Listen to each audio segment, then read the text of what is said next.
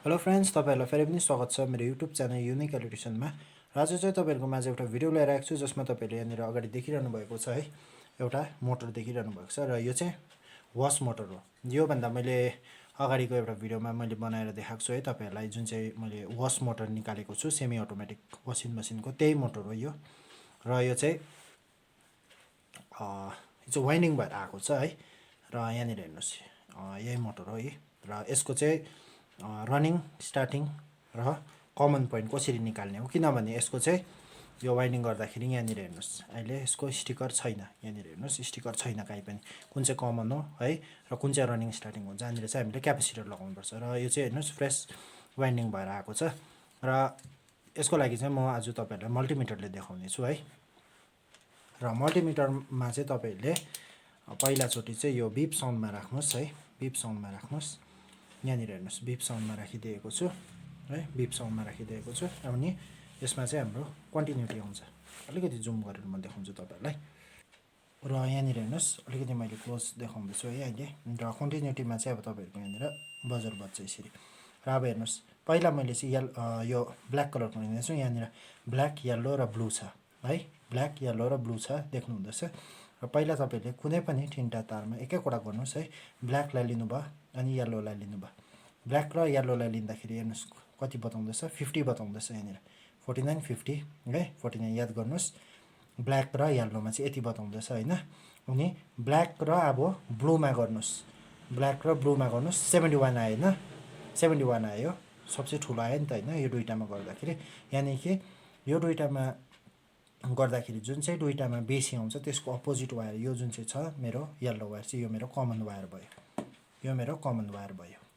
यसलाई चाहिँ तपाईले यसरी नोट गरिदिनुस्, या तपाईले यसरी गाठो बनाउँदा पनि हुन्छ। यो चाहिँ मेरो कमन वायर भयो। कसरी कमन वायर भयो भन्दाखेरि चाहिँ याद भयो होला तपाईहरुलाई, किन भन्दाखेरि मैले मैले ब्ल्याक र येल्लोमा गरेँ। यहाँनिर हेर्नुस्, भ्यालु हेर्नुस् 50 आउँदैछ।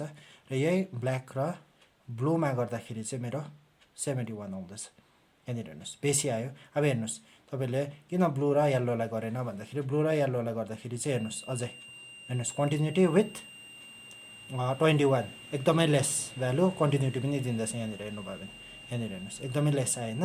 त्यसै कारणले गर्दाखेरि चाहिँ यो जुन चाहिँ दुईटा तारमा चाहिँ बेसी भ्यालु हुन्छ त्यसको अपोजिट वायरलाई चाहिँ कमन भन्छ। अब यो कमन छुट्टिएपछि त सजिलो भयो। अब यो भोलि यसको म कनेक्सन डल्लै वायरिङको कनेक्सन बताउँछु भनेको छुइनँ तपाईहरुलाई। म यसकै भिडियो बनाउँदैछु तपाईहरुलाई, अलग्गै बनाउँछु यसको चाहिँ भिडियो, कस्तो प्रकारले जोड्छ है र यसको वायरिङ कनेक्सन कस्तो प्रकारले हुन्छ डल्लै बताउँछु। र यो कमन हुन्छ, कमनमा हाम्रो न्युट्रल, मेन न्युट्रल जोडिन्छ हो। अब यहाँनिर छुटाउनुस् सजिलो हुन्छ। र यहाँ कमनमा छुटाएर ब्ल्याकमा हेर्नुस् 50 बेसी छ हैन, स्टार्टिङमा वाइन्डिङ बेसी छ है। र अब हेर्नुस् कमनमा र स्टार्टिङ भयो यो ब्ल्याक कलरको, र येल्लो र तपाईले ब्लूमा गर्नुस्, कन्टिन्युटी पनि बद्दैछ। र 22 छ, यो चाहिँ रनिङ भयो। कुन चाहिँ रनिङ भयो, यो ब्लू कलरको चाहिँ मेरो रनिङ भयो हैन। अनि यहाँ चाहिँ मेरो स्टार्टिङ भयो हो, यो चाहिँ मेरो स्टार्टिङ भयो, र यो चाहिँ मेरो रनिङ भयो, र यो चाहिँ मेरो कमन भयो। यसरी चाहिँ तपाईले मल्टिमिटरबाट चेक गर्न सक्नुहुनेछ। इजी छ है। र तपाईहरु केही पनि कन्फ्युजन हुनु भएन, किनभने तीनटा वायर हुन्छ। अब कुन चाहिँ कमन, कुन चाहिँ रनिङ स्टार्टिङ, कमन छुट्यो भने तपाईहरुको यो तपाईको स्टार्टिङ र रनिङ छुट्टिहाल्छ, कमन छुट्यो भने चाहिँ। र कमनलाई छुटाउनु चाहिँ दुईटा वायरमा जुन चाहिँको रेजिस्टेन्स बेसी आउँछ त्यसको अपोजिट वायर चाहिँ कमन हुन्छ। र कमनलाई आएपछि रनिङ एकदमै कम्ती रेजिस्टेन्स, कन्टिन्युटी पनि आयो है।